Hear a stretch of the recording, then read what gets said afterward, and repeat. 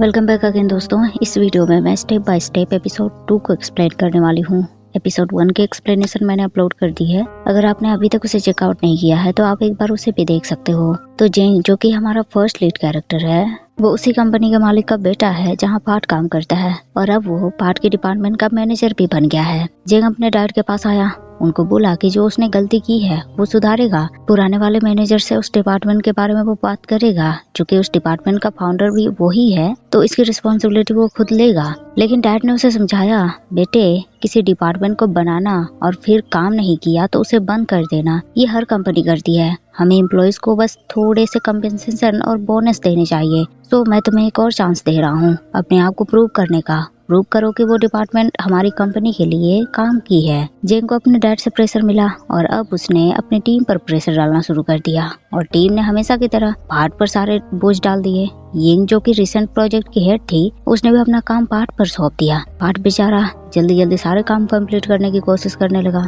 जेंग ने उसकी हेल्प करनी चाहिए पर पार्ट इतनी जल्दी में था कि उनकी हेल्प को भी मना कर दिया। किसी तरह प्रेजेंटेशन पार्ट ने कंप्लीट किए और फिर क्लाइंट के सामने यिंग ने प्रेजेंटेशन पेश किया। क्लाइंट ने भी यिंग से सवाल पूछे, उसकी तारीफ की और कमी भी बताया कि प्रेजेंटेशन इतना प्रोफेशनल नहीं लग रहा। बस यिंग ने सारा ब्लेम पार्ट पर थोप दिया कि मेरा वो कोऑर्डिनेटर है, उसी ने ये सब किया है। आज पार्ट भी परेशान हो गया। उसने भी हाँ बोला, हाँ बिल्कुल सर, ये मेरी गलती है। आपके अप्रिसिएशन के लिए थैंक्स और मैं इसे सुधारूंगा, क्योंकि हर बार की मिस्टेक्स मैं ही तो सुधारता हूँ। डिफेक्ट बनाता भी तो मैं अकेले ही हूँ। यिंग की तो सबके सामने उसने बेइज्जती कर दी। मीटिंग के बाद प्रेम आया पार्ट से बात करने कि उसने यिंग के साथ ऐसा क्यों किया। पार्ट बोलने लगा, ये तो उनका काम था ना, फिर भी मैंने किया और वो ही मेरे ऊपर ब्लेम डाल रही थी। प्रेम भी तो कामचोरों में से एक है, वो अपनी तरह की बातें करने लगा। पार्ट देखो, ये सिर्फ हमारा नहीं पूरी टीम का प्रोजेक्ट है, हमें मिलकर काम करना चाहिए। यिंग ने तो सब कुछ समझा दिया था ना तुम्हें, फिर भी तुमने ऐसा किया। और ऐसा तो नहीं कि तुम काम नहीं करना चाहते, कहो तो मैं हेल्प कर दूं। पार्ट गुस्से में प्रेम को घूरने लगा, लेकिन यिंग ने पार्ट को बताया कि मिस्टर जेंग उसे बुला रहे हैं। पार्ट जेंग के केबिन में आया। मिस्टर जेंग ने उसे बोला, पार्ट मैंने यिंग को समझाया कि ये उसी की गलती थी, उसे रिस्पॉन्सिबिलिटी लेनी चाहिए क्योंकि वो प्रोजेक्ट की हेड है, उसे ऐसे किसी पर ब्लेम नहीं थोपने चाहिए। पार्ट को खुशी हुई कि बॉस उसे समझ रहे हैं, पर बॉस ने जो आगे बोला इससे पार्ट की खुशी दुख में बदल गई।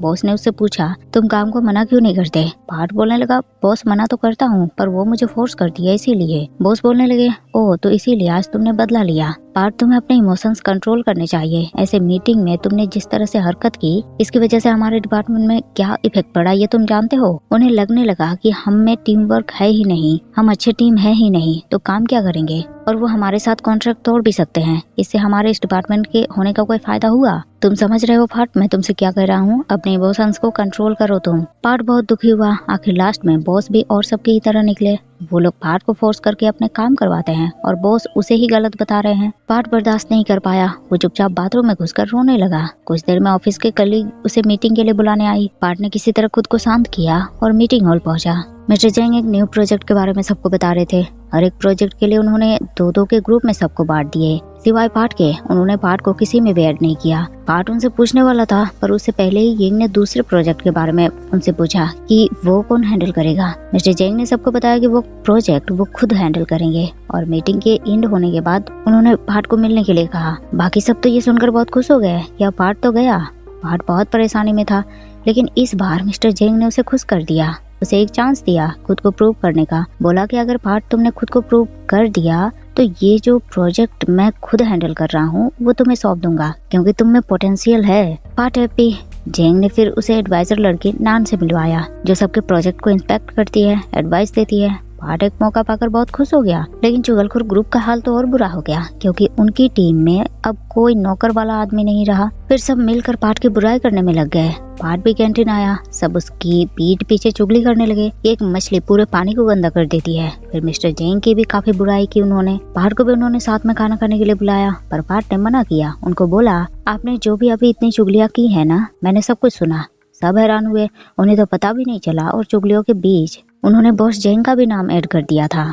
इसके बाद तो पार्ट पूरे मन से काम में लग गया। लड़की नान पार्ट के पास आई, उसके प्रेजेंटेशन देखने लगी, एडवाइस दिए और बढ़िया प्रेजेंटेशन पार्ट ने रेडी कर दिए। नान अब ज्यादा से ज्यादा टाइम पार्ट के साथ बिताने लगी, छोटी छोटी चीजों में उसकी हेल्प करने लगी। पार्ट ने भी ऑफिस की बहुत सारी इंटरेस्टिंग चीजें उसे दिखाई, जैसे कि कॉफी बनाने की मशीन और भी बहुत कुछ, लेकिन उन दोनों का साथ उन चुगलखोर ग्रुप को बिल्कुल पसंद नहीं आ रहा था। पार्ट के प्रेजेंटेशन कंप्लीट हुए। उसने नान को फाइनल प्रेजेंटेशन एक्सप्लेन किए। नान ने जेंग की नजरों से प्रेजेंटेशन को इंस्पेक्ट किया, उसकी गलतियां बताई, फिर उसे इनकरेज करने लगी। अपने बारे में बताया कि जब उसने शुरू ऑफिस ज्वाइन किया था तब उसका हाल भी वैसा ही था, वैसे ही काम करने पड़ते थे उसे। पार्ट को हैरानी हुई, उसे तो लगा था नान ऐसे ही डायरेक्ट ऊंचे पोजीशन पर पहुंच गई। नान उसे और एडवाइस देने लगी, लेकिन प्रेम आ गया। पार्ट को बुलाने के बॉस उसे बुला रहे हैं। इधर चुगलखोर ग्रुप अभी भी चुगली करने में बिजी थे। ये तो कुछ ज्यादा ही काम तो करना है नहीं, पर काम के क्रेडिट लेने में आगे। उसे अब इस बात से प्रॉब्लम हो रही थी कि बॉस अपना वो प्रोजेक्ट शायद पार्ट को दे देंगे, और नान भी ज्यादातर टाइम पार्ट पर ही फोकस करती है। चुगलखोर दोस्तों ने उसे बोला कि यिंग, ऐसा लगता है वो प्रोजेक्ट तुम्हें चाहिए, इसीलिए ऐसे बोल रही हो, और नान उस पे ध्यान नहीं दे तो क्या तुम पर ध्यान देगी? यिंग बोलने लगी, हाँ प्रोजेक्ट किसको नहीं चाहिए, सबको चाहिए, और नान को तो सबको इक्वल ध्यान देने चाहिए ना। और मैं तो बस यही चाहती हूँ कि प्रोजेक्ट में कोई गलती ना हो, इसीलिए एक्सपीरियंस्ड वन को ही प्रोजेक्ट मिलने चाहिए थे, जैसे कि मैं। चुगलखोर ग्रुप चुगली करने में बिजी थे, पर पार्ट अपना काम करके बॉस जेंग के पास आया। बॉस जेंग को मीटिंग में जाना था, इसीलिए वो पहले पार्ट की प्रेजेंटेशन चेक करना चाह रहे थे। फर्स्ट में तो बॉस ने पार्ट की बहुत तारीफ की।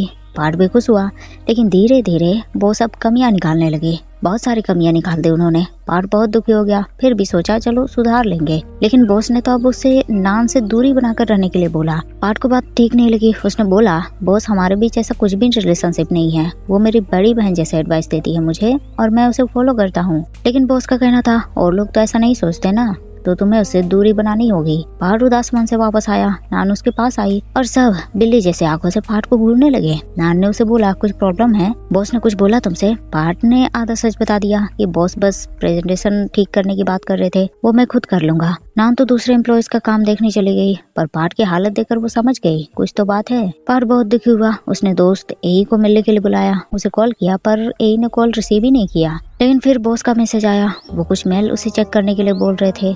परेशान पार्ट पहुंचा अपने फेवरेट कॉफी शॉप पे, पर वहाँ उसे एई दिख गई। पार्ट उस पर नाराज हुआ कि वो उसका कॉल भी रिसीव नहीं कर रही थी और यहाँ आकर बैठी है। एई उसे समझाने लगी कि उसने कॉल नहीं देखा था। पार्ट ने उसे पूछा कि यहाँ किसके साथ आई हो तुम? एई बताने में थोड़ी हेजिटेट हो रही थी, पर पार्ट को किसी ने पीछे से आवाज दिया। आवाज देने वाला पर्सन शायद पार्ट का एक्स पुट था, पर पार्ट ने जैसे ही उसे देखा उसके अंदर का गुस्सा बाहर आ गया और फिर बिना किसी देरी के वो तुरंत कॉफी शॉप से बाहर चला गया। पुट ने एई से कहा कि मुझे किसी ने बताया क्यों नहीं कि पार्ट थाईलैंड वापस आ चुका है। एई ने उसे पार्ट के पीछे जाने से मना किया और फिर खुद पार्ट से बात करने उसके घर पहुंच गई। दरवाजा पीटने लगी, पार्ट को सॉरी बोलने लगी। पार्ट ने उसे बोला, एई गेट खुला हुआ है तो दरवाजा पीट क्यों रही हो तुम? एई अंदर आई। उसने पार्ट को एक्सप्लेनेशन दिए कि काम के सिलसिले में उसे पुट से मिलना पड़ा, वो एक क्लाइंट की तरह आया था। पार्ट को भरोसा नहीं हुआ। उसने एई को कसम खिलाई। एई ने भी पूरे कॉन्फिडेंट तरीके से बोला कि हाँ मैं सच बोल रही हूँ। फिर पार्ट को उसका फेवरेट कॉफी पीने के लिए दिया। अगले दिन पार्ट सूट बूट पहन के नान के लिए कॉफी लेकर आया। नान ने रीजन पूछा तो पार्ट ने बताया बॉस जेंग के साथ किसी इवेंट में जाना है। नान ने उसे अप्रिशिएट किया। इतने में यिंग एक फ्लावर बकेट लेकर आई, वो पार्ट के लिए ही था। नोट्स भी पढ़ा, हैप्पी 1 ईयर एनिवर्सरी। फिर पार्ट को बोला, मैंने कुछ गलत तो नहीं पढ़ा ना? पार्ट ने उसे डायरेक्ट बोल दिया, नहीं बिल्कुल नहीं, पर आपको मेरी प्राइवेसी का ख्याल रखने चाहिए थे। यिंग बेचारी का मुंह बन गया।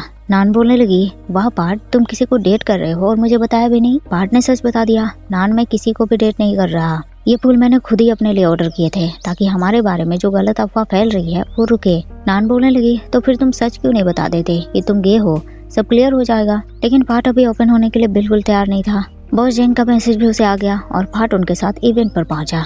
इवेंट मार्केटिंग स्ट्रेटजी समझाने के लिए रखा गया था और उसमें चीफ गेस्ट के तौर पर पुट को ही बुलाया गया था। उसी से क्वेश्चन पूछे जा रहे थे और पुट सारे सवालों के जवाब दे रहा था। पार्ट तो उसे देखकर ही वहाँ अनकंफर्टेबल फील करने लगा। पुट ने भी उसे देखा और फिर उसे कुछ भी बोलने में बहुत सोचना समझना पड़ रहा था। बॉस जेंग ने भी देखा सब पुट के लिए क्लैप कर रहे हैं, पर पार्ट एकदम शांत अनकंफर्टेबली बैठा हुआ था। इवेंट के बाद इवेंट के ओनर को मिस्टर जेंग ने अप्रिशिएट किया। बहुत सारे लोग भी पुट के साथ सेल्फीज खिंचवा रहे थे। पुट ने जैसे ही पार्ट को देखा वो उनके पास आया, मिस्टर जेंग को हेलो किया। दोनों एक दूसरे से ऐसे मिले जैसे कि बरसों की पहचान हो। पार्ट को इस बात से बहुत हैरानी हुई। उसने तुरंत बाथरूम का बहाना बनाया और वहाँ से चला गया। पुट बोलने लगा, तो मिस्टर जेंग, पार्ट आपका सेक्रेटरी है?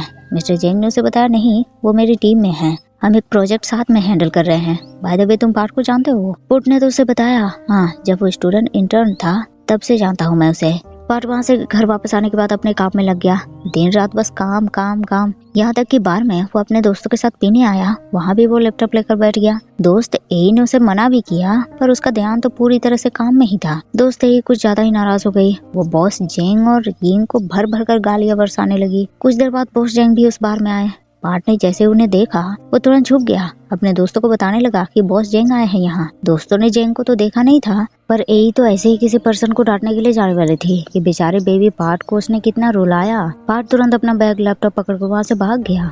अगले दिन नान पार्ट को फूलों का बकेट देने आई। नान को लगा था इस बार भी पार्ट ने खुद ही अपने लिए ऑर्डर किए हैं, पर पार्ट ने तो ऑर्डर नहीं किया था, लेकिन आया तो उसी के नाम पर था। किसी पी ने भेजा था। पार्ट को लगा पी यानी कि पुट, उसी ने शायद भेजा होगा। मिस्टर जेंग पार्ट को बुलाने आए। पार्ट उनके पीछे पीछे चल दिया। मिस्टर जेंग से प्रेजेंटेशन सुधारने के लिए बोलने लगे। पार्ट ने उनको बोला, बॉस आप बताएंगे ठीक से कि कहाँ गलती हुई है ताकि मैं उसे सुधारूं। बॉस जेंग ने उसे सेम रिप्लाई किया, पार्ट तुम्हारे स्लाइड्स काफी सिंपल हैं, उन्हें नया बनाओ। पार्ट फिर नाराज हुआ। उसने प्रेजेंटेशन क्लाइंट के सामने पेश किए। क्लाइंट ने उसकी तारीफ की, पर स्लाइड नंबर 12 में उसे बताया कि ये प्रेजेंटेशन काफी सिंपल लग रहा है, बोरिंग लग रहा है, कुछ अट्रैक्टिव होनी चाहिए। पार्ट ने क्लाइंट को दूसरा स्लाइड दिखाया और क्लाइंट बहुत इम्प्रेस हो गए। ये स्लाइड उन्हें पसंद आया, वो बिल्कुल वैसा था जैसा उन्हें चाहिए था। मीटिंग के बाद पार्ट रिलैक्स करने के लिए पानी पीने आया। प्रेम भी अचानक से उसके पास आ गया और नान के बारे में पूछने लगा कि भले ही तुम उसे लाइक नहीं करते पर नान तो तुम्हें लाइक करती है ना, बताओ कैसी है वो।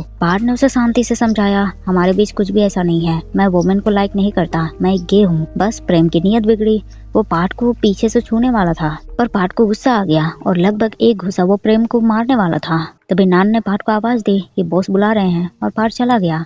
बॉस जेंग के केबिन में आते ही पार्ट खुद ही बोलने लगा, बॉस प्लीज अगर आप काम के बारे में बात करना चाहते हो तो हम किसी और टाइम पे बात करें। पर बॉस ने उसे बैठने के लिए कहा और फिर अपनी कहानी शुरू कर दी। पार्ट तुम्हारा काम बढ़िया है, अच्छा कर रहे हो, पर अगली बार से ऐसे ही कुछ भी प्रेजेंट करने से पहले मुझे दिखा देना। पार्ट बोलने लगा, पर बॉस ये वाला भी तो मैंने आपको भेजा था ना। बॉस जेंग ने साफ इनकार कर दिया, नहीं तुमने मुझे नहीं भेजा था, अगर भेजा होता तो स्लाइड के बीच में हम उसे अरेंज करते, ऐसे अचानक से शो नहीं करना पड़ता, पर तुम तो कुछ समझते ही नहीं। इस बार भी सारी गलती बॉस ने पार्ट पर थोप दी। पार्ट बेचारा रोने लगा। बॉस ने उसे टिश्यू पेपर दिए। पार्ट तुम रो क्यों रहे हो, लोग देखेंगे तो तुम्हारे बारे में क्या सोचेंगे। पार्ट चिल्लाने लगा, तो क्या सोचेंगे बताइए। बॉस बताने लगा कि तुम इमेच्योर और कमजोर हो। पार्ट और नाराज हो गया, ठीक है बॉस आई एम सॉरी कि मैं आपके ऑफिस में रोया, और वो तुरंत ऑफिस से निकलकर अपने घर पहुंच गया। वहाँ उसने गुस्से में लैपटॉप को पटकना चाहा पर फिर खुद को रोक लिया। उसने सोचा रिजाइन कर देना सही रहेगा, लेकिन प्रेजेंटेशन वाले क्लाइंट के रिव्यू आए और बस पार्ट ने अपने दोस्तों को कॉल करके बुला लिया।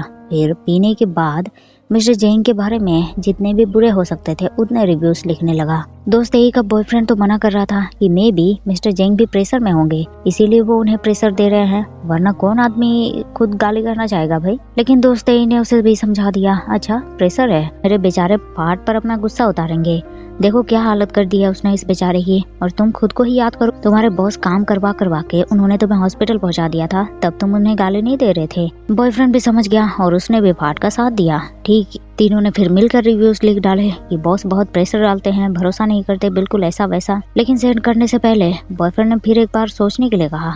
ए ने तुरंत चिल्लाकर पार्ट को सेंड करने के लिए बोला और बाय मिस्टेक डर से सेंड बटन प्रेस हो गया। पार्ट की परेशानी तो और बढ़ गई। इधर मिस्टर जेंग भी काम में लगे थे, उन्हें भी क्लाइंट के रिव्यूज के मैसेज आए, पर साथ में पार्ट के रिव्यू भी जो उसने नहीं देखा। तो आज के लिए बस इतना ही दोस्तों। वीडियो आपको कैसी लग रही है कमेंट करके जरूर बताइएगा। और पार्ट 1 की एक्सप्लेनेशन मैंने अपलोड की थी पर उसमें इतने अच्छे व्यूज नहीं मिले मुझे। उम्मीद करती हूँ कि आपको एक्सप्लेनेशन पसंद आएंगे और आप सपोर्ट करेंगे। Thank you so much guys for watching the video.